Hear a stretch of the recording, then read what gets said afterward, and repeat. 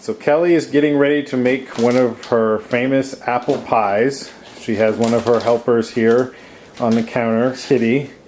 There's Kelly. She's getting out all her ingredients.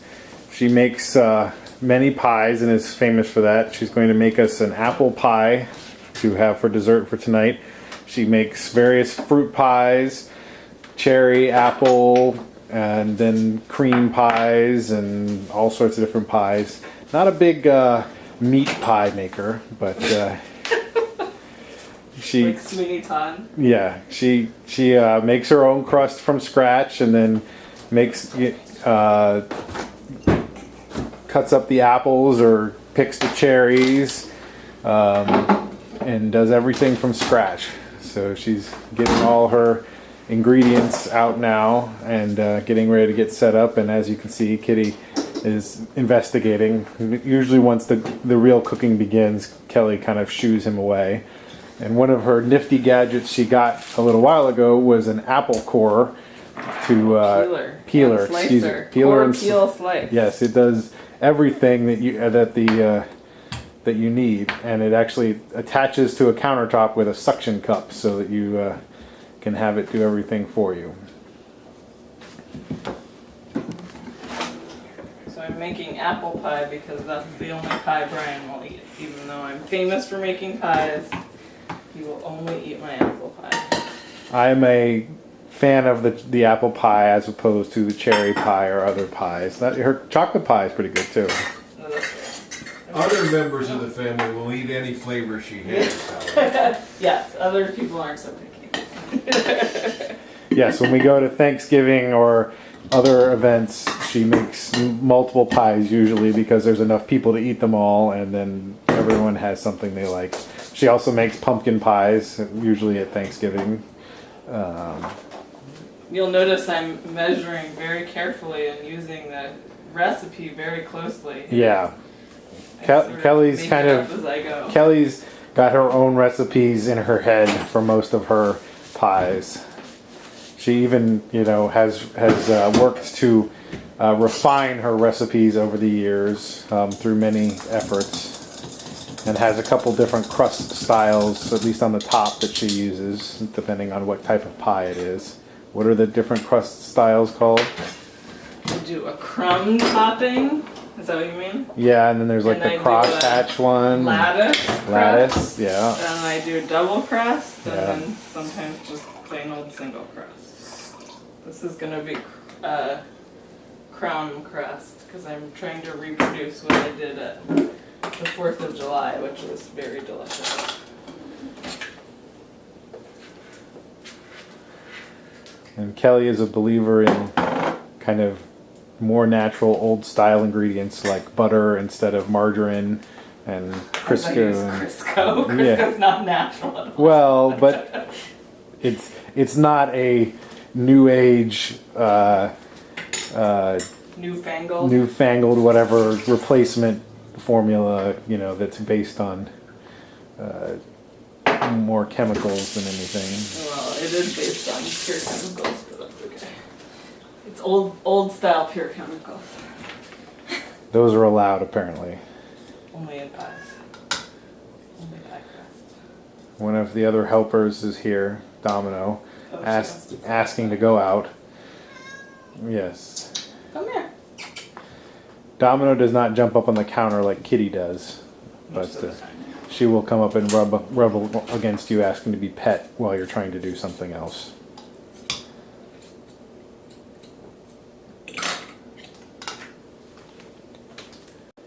So Kelly has gotten out her pastry cloth and her rolling pin, and she's going to make her pie crust now and flatten it out to prepare it to go into the... Call it rolling it up. Yes. Kelly likes to correct me on all technical terms as far as cooking is concerned. Brian, the master chef. Yes.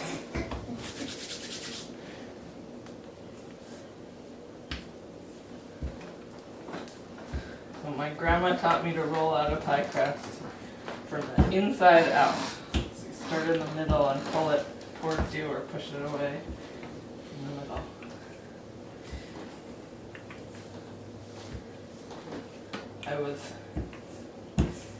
when I was young, I very much liked homemade pie crust, and when my grandmother started deciding she was just gonna buy it from the store, then I decided that it was time for me to learn how to make a pie crust, and I would make the crust just to prevent anyone from getting store-bought pie crusts. So. Which has worked successfully now at my family, so that every time we go to Thanksgiving, they expect Kelly to make pies, which she doesn't mind, but they won't accept store-bought pies if she's available any longer.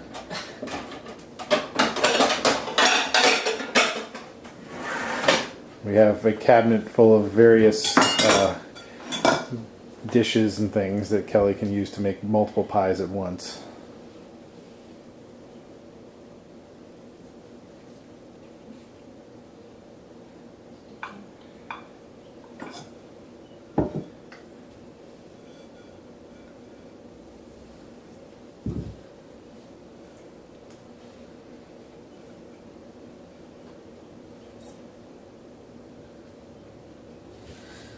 My mom taught me how to make the perfect fluted edge.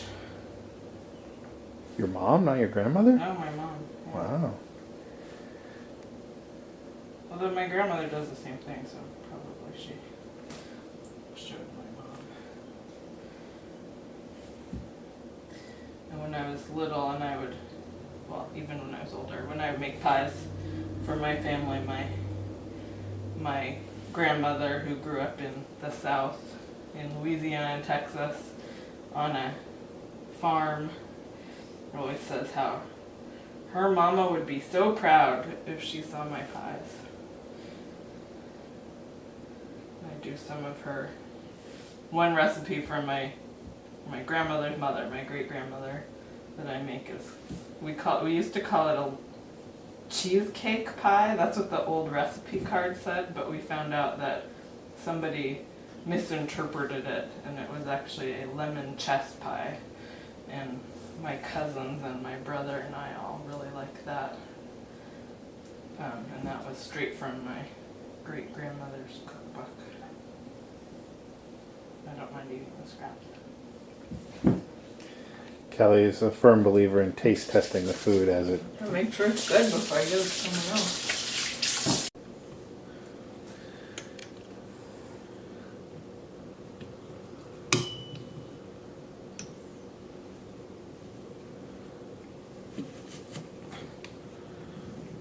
So here we go, and peeling, coring, and slicing the apple.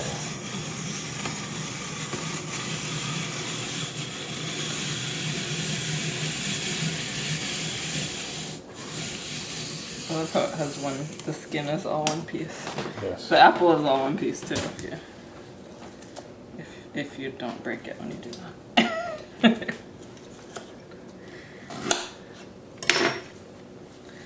That one was perfect. And that is how you rapidly peel, core, and slice an apple when you have the right device. So Kelly is now doing more preparation on the apple filling. She's taking the apples that she previously cored and sliced and everything, and adding the other ingredients like sugar and spice and all things nice. So I don't know if I want to give away all my secrets, but brown sugar and butter are two of the things that make my apple pie good. Lots of sugar and lots of butter. That's the secret. Not so much sugar, but a lot more butter than most people would want to know about. What Kelly's trying to tell you is you're not going to lose weight eating her pies. Well, that's not what pies are for. And ginger and cardamom. I guess some people put ginger in their pie, but not many people put cardamom in their pie.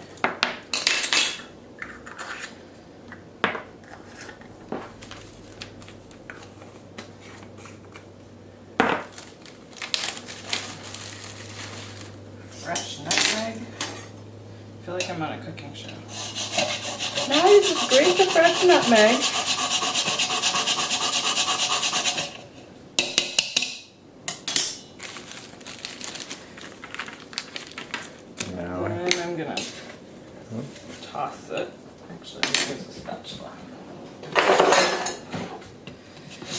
it all together.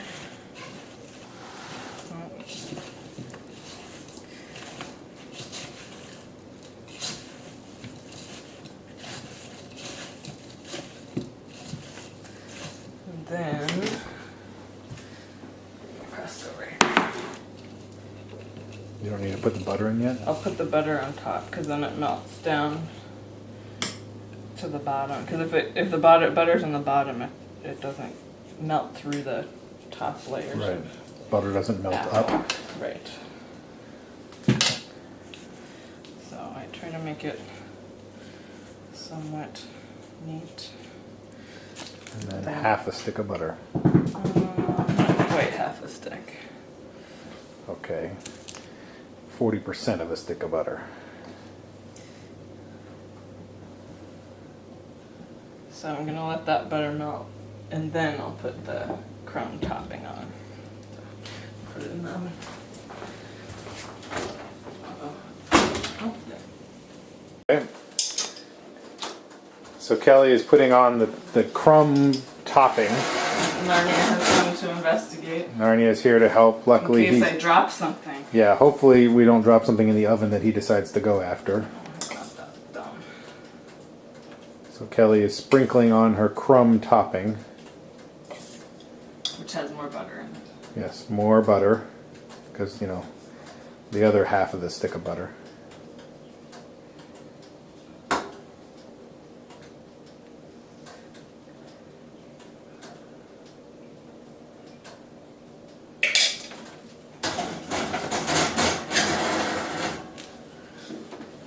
Alright.